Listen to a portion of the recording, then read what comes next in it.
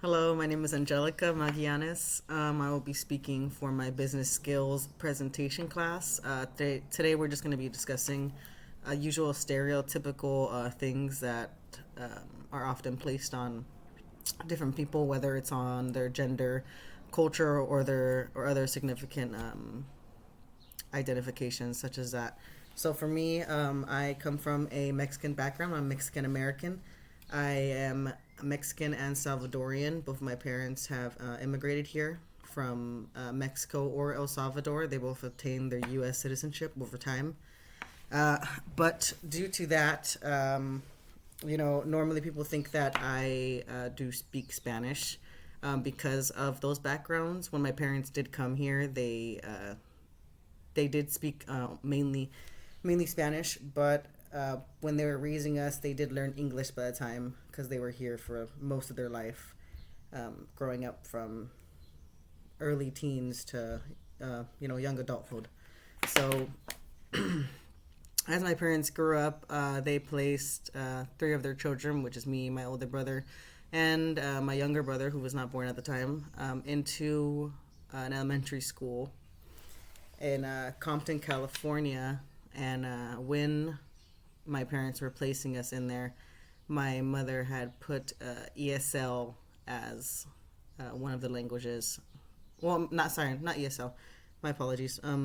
My mother had put Mexican as a first language, and that forced the school to put us into ESL, which stands for English as a second language, and that those classes are usually meant to help people who just don't understand English or are kind of just barely coming to the States, which was okay at that time until I wasn't able to test out of it because it just in those classes, I guess it sets you back, or they're actually teaching at a lower level than normal students. So a lot of the time I noticed that when they were teaching, we would be either like two or three modules behind. So I definitely was aware that we weren't learning at the same pace as our peers, and that's kind of the stigma that I'm going for today, is Mexican ESL students and the implications on their education. So teachers over time, they focus on a model that is called the defect model, meaning the educators focus on the skills that the students lack in, excuse me, which means that they focus on the skills that the students lack in more than the skills that the students are already excelling, instead of focusing and trying to improve on that. So because they're focusing on the skills that they lack in, the student kind of only learns those typical skills to move on. They don't learn the regular life skills usually that you would normally learn in regular classes. Also, because I was put on those classes at a young age, I did miss out on a lot of extracurricular activities. I definitely had the drive to learn more like the rest of my peers, but due to certain issues and things that I believe weren't tested at a young age for myself, it definitely made different setbacks. I myself do not speak Spanish at all. So it was a little difficult when I was put in those classes and told that I had to test out for speaking Spanish. Even after my mother had told them that I didn't speak Spanish, they told us that we still had to test out of it. So due to me being put in those classes and taking a while to test out of those classes until I was about in high school, probably mid high school, then I was finally able to take extracurricular classes. But by that time, my grades had already dropped so low because I had already just been so deterred by how slow we were moving and how slow I thought everybody else was. I'm sorry, that's probably not the word to use, but how slow the class was moving for us and how slow I thought the teachers thought we could learn at. So I think that was just very deterring at that point. And it's like when you stop learning in class. My apologies. When you stop learning in class, it's no longer interesting anymore. So you don't really take the time to really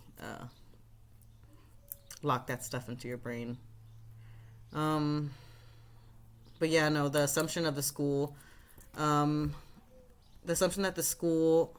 thinks on the children is usually when they come from different countries, is that they have slight IQ barriers because of their language, and a lot of the time that's not really accurate. It's just a huge stereotype that they have on different schools. Just due to the fact that even when I noticed I was in class with some of these students, they would be very advanced in certain levels of their life, like math. I guess math is actually pretty similar in different countries, but yeah, in math, and the only thing they were really just struggling in was English, because English is supposed to be more of a universal language, but we also change it so much over time so that it's very hard to follow. Let's see. I'm reading my notes. My apologies. From those classes, although it did set me back, I did learn how to communicate very well. I'm able to usually keep direct eye contact, and if I'm following a script, it does kind of throw me off. I'd rather just free flow, because I feel that it's just more naturalized for me. But when I am reading a script, I feel like I have to jump back and forth to try and keep that structure together.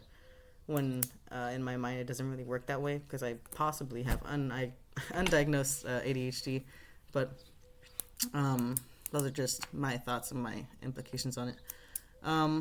But yeah, no, I learned to communicate very well from that. I definitely am excelling more in English than any other type of study that I've done. And let me see.